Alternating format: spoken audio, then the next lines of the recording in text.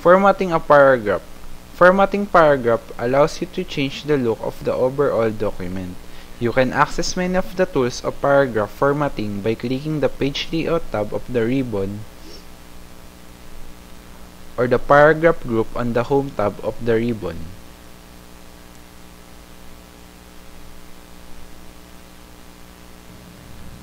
The paragraph alignment allows you to set how you want text to appear. To change the alignment, click the Home tab. Choose the appropriate button for alignment on the paragraph group. The Align Left. The text is aligned with your left margin. Center. The text is centered within your margins. Align Right. Aligns text with the right margin. Justify. Aligns the text to both the left and right margins.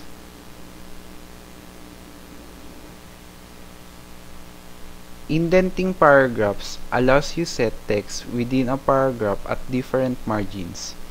There are several options for indenting.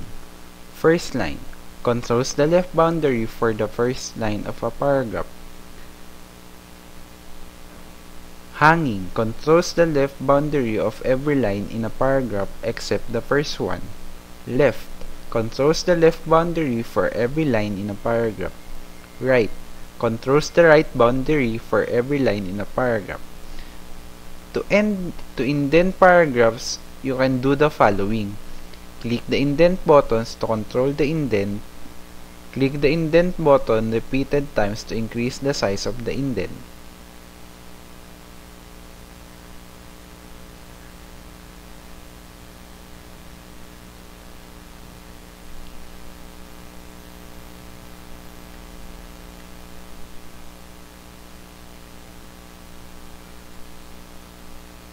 To indent a paragraph, you can also click the dialog box of the paragraph group. Click the Indents and Spacing tab, and then select your indents.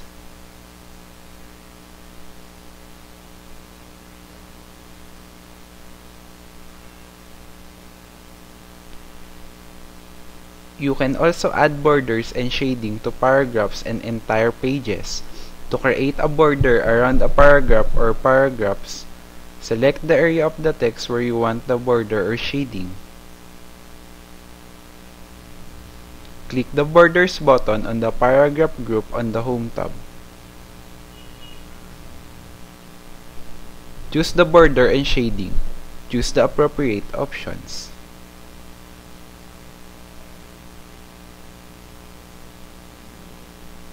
Apply styles. Styles are present collection of formatting that you can apply to text. To utilize quick styles, select text you wish to format.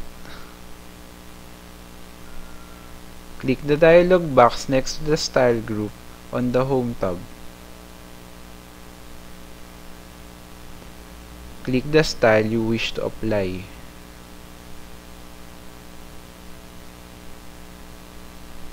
Creating links in a Word document allows you to put in a URL that readers can click on to visit a web page. To insert a link, click the hyperlink button on the Links group of the Insert tab.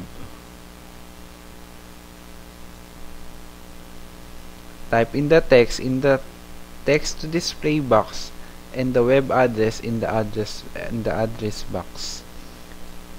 Example, lpu.com.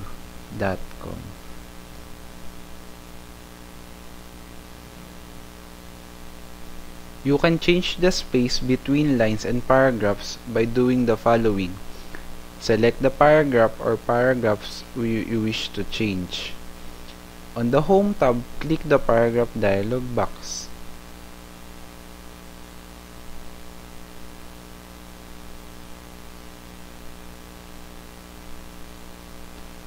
Click the Indents and Spacing tab. In the Spacing section, adjust your spacing accordingly.